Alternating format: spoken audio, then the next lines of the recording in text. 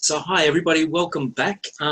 James and I are talking today about COVID and its impact on hotel technology. Briefly, but I think the compendium will be another thing. You know, all the chains are talking about at the moment, you know, removing that in-room collateral completely. Anything that Absolutely. can be, you know, can harbour germs and presents an issue will be removed. So once again, we're going back to, do we provide the compendium on the guest device? And I've seen solutions that allow that. And don't forget, the guest device, you know, may not be as clean as they think, but they know how it works and they trust it. They know where it's been. Yes. Obviously, Trust. And I think, you know, we don't know exactly, you know, what the new world's going to look like, the new world that everybody talks about. But when I talk to people, one of the things that people, and I think it's human nature, they want some control back in their life. And I think it's up to us as hoteliers to give that to them. So giving them access to those services on their own device, plus the tablets. Yeah, absolutely. I mean, the digital compendium is an interesting one. If I take myself as an example, I crave data. I crave input. I always want to know what that hotel can give me, what's where, what time things open, what's the cost of things, and you know, and for me that's as important pre-stay as it is in-stay. And I very quickly become frustrated if I can't find information and the answers to what I need. Now, that said, I even before this was very unlikely to pick up that book and leaf through it because I never felt it answered my question. I was more likely to pick up my own device, head to a very popular search engine and start searching for photographs people have put on of that book and of the things in the hotel that give me the answers. Now, I'm just an example of one type of guest, but I think that the compendium in a book has been dead for some time for the majority of guests. However, the information contained in there is very valuable, and we still need to give it to the guest, be it through a tablet or on the TV or delivered to the guest's own device. Now, for me, I would prefer it at my own device because, to be honest, I would like to see if I can access it before I even arrive at that hotel, because to me, that's valuable information. Now, some hotels may not like that approach and some may like it. I don't know. For me, understanding what facilities are available in the hotel and how they fit into my overall stay, my budget, my times, my planning is very important. Maybe that's different for other people. But we still need to provide access to that information to our guests. So I think it comes back to options. I think it comes back to the type of hotel. I think potentially the most cost-effective option is likely to be deliver it to the guest's own device. There is maybe a risk with some guests that they won't access it because that doesn't suit them. So you need to have a backup plan. So yeah, that's going to be a challenge. But I think those books, we've all seen the state of them sometimes, and that's not pointing fingers at hotels. That's not accusing them. But if you think that the cost of maintaining, refreshing, and replacing those books is much higher than anyone would imagine, every time a change is made, to be reprinting pages and pages of documentation for 200, 300 rooms, and then the staff time to go and replace every single one in and out of the sleeves in 200, 300, 500. You know, if we're talking about a Vegas hotel, we're talking 7,000 rooms nearly in the case of the MGM or something. This is not a small undertaking. It's not. So when you move to a digital delivery, exactly, you are removing those printing costs, time costs, and then if you're moving on to, you know, binding or plastic sleeves or something, regardless of the environmental impact, the time and the cost is huge. So that's where the delivery in a digital sense starts to really, really add up. But of course, if you're delivering to the guest's own device, you are removing this, you're going along those lines of trust. You're removing the need for something else in the room to be cleaned.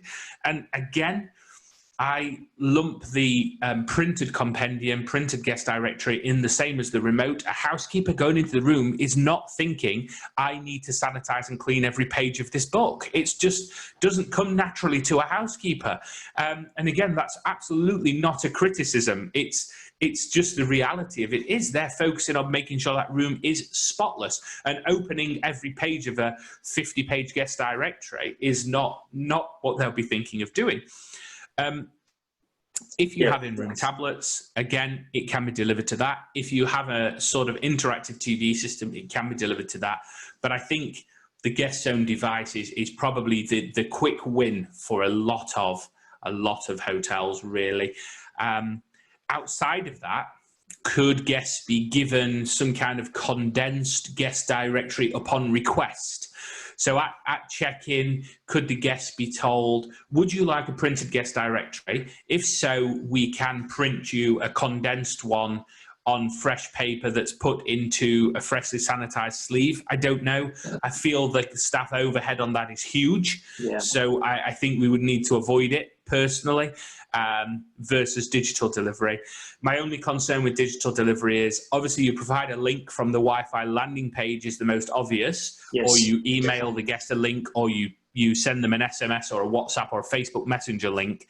But getting them to open it sometimes might be a challenge. And if it's full of promotional material, the struggle might be getting it in front of them. So I don't know. You're going to have some good communication to tempt them to click that link. Yeah, no, it's a good point. There's a couple of things there, James. I think as long as the compendium is part of, I would see the compendium being part of the room service ordering, potentially part of the overall app that the hotel may have. Although I've got thoughts on apps, and I'm sure you have as well. I think we're a bit over apps. You don't necessarily want to download an app because you're staying 1 or 2 nights at a hotel. You touched on it before. There's a technology now called a progressive web app, which is a website which looks like an app, but I don't need to download it on my device. And I think the benefit there, as we said, you mentioned being able to look at things prior to arrival.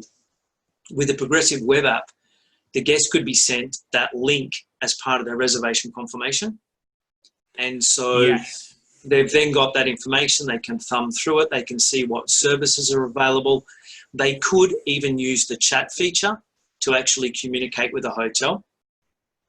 And for me, that scenario is ideal. Sorry, go on. Yeah, no. And I was just picking up on the WhatsApp, because I think a couple of people may be thinking, okay, so how does that work? Obviously, WhatsApp in Asia, WeChat and products like Line are actually quite big. So you want to make sure from a hotel point of view, if you're looking for a communication tool, that at the back end, it receives WhatsApp, WeChat, etc. It's all coming in one dashboard, because the last thing you want is your staff having a bunch of mobile phones or multiple dashboards that they need, because they'll miss messages from guests. Yeah, that's such a huge overhead to have to do something like that. You're quite right. I think I mentioned it earlier, that multi-channel approach that comes back to one dashboard where your staff are receiving every is a bit of a strong term, but many, many different communication methods.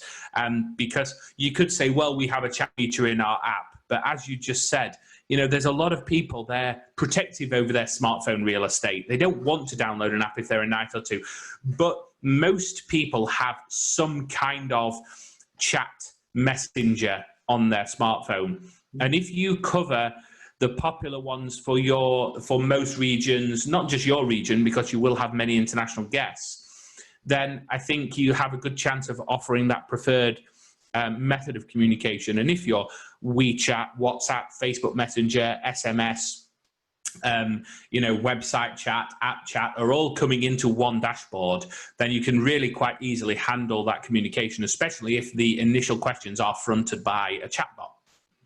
Exactly right. So I've heard different numbers bandied about, but the hope would be that 30-40% of those initial queries are handled by the chatbot, because they are things like, what time is breakfast? What's the Wi-Fi password? Absolutely. Even the compendium itself, you can actually feed most of the information in. So you could, in the chatbot, type babysitting, and it would come back from the paragraph from the compendium, which outlines, you have babysitting available or you don't, but you do recommend this third-party service, and you're happy to contact them. So there's some quite powerful tools available out there at the moment. And I think we're going to see a lot of focus put on those as guests start returning to hotels. I think we've pretty much covered the room. There's a couple of points in closing, I think, and you said it very early on, and I wholeheartedly agree. And I always say the same thing, that, as much as we love technology, both of us, and I suppose we're self-confessed geeks, technology can't necessarily solve every problem, and a one-size-fits-all approach is not the way to go. So you said options are something we need to present to our guests. So. Yeah, absolutely. Having those options, having the understanding that there are different guests who have different wants and needs. Your multi-repeat guest is probably going to be quite happy to have an app and probably get familiar with your smart room controls. And yes, you probably want to invest more time in that guest because they present greater revenue generating opportunities to you. But don't forget that single nighter who wants a really simple stay, wants everything to work, but might spend a huge amount on services while they're in that single night, because they rock up at 7, 8 p.m. after a busy day. They're going to be checking out at 8 a.m., but they're also going to order room service. They're also going to maybe pay for a spa booking to pass the evening. They're also going to have breakfast in the morning, and they're going to be out of that room at 8 a.m. and off to the next day. So, they're going to spend a huge a huge amount in your hotel for that one night, versus your multi-repeat guest who over time, of course, spends more, but they may stay with you for 4 nights a week, but only order room service once, only eat in your hotel once, because they've become familiar with what's in the local area. So yes, you perhaps have more discretionary spend, so you want to spend more time with them, but don't forget all these different guests want different options. So bringing the systems together, offering them options, and understanding that technology is purely complementary to the stay and it can't solve all the problems, will keep those guests coming, I think, and keep them happy. Totally. That's perfect, James. Thank you so much. We will pick up our conversation for our listeners, and talk more about technology in the post-COVID world. Excellent. Thanks, Brendon. Great talking.